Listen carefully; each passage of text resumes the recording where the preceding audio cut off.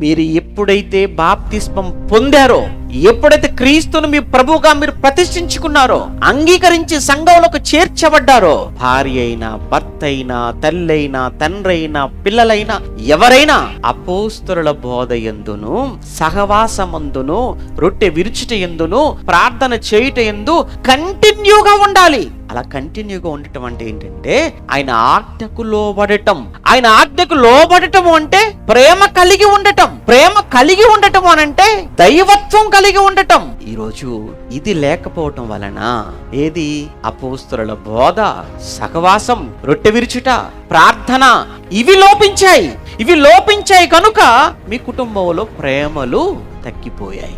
ఇవి లోపించాయి. ఈ క్రమం పెట్టాడు దేవుడు. ఈ క్రమాన్ని పక్కన పెట్టాము. ఎప్పుడైతే ఈ క్రమం పక్కకి వెళ్ళిపోయిందో అక్రమము నిండిపోయింది నీ మనసులో.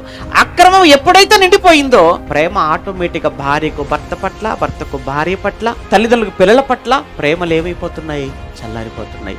ఒక్కసారి మీరు మనసు పెట్టి ఆలోచించండి. దేవుడు చెప్పాడంటే అక్షర సత్యం, అనుమానం లేదిక.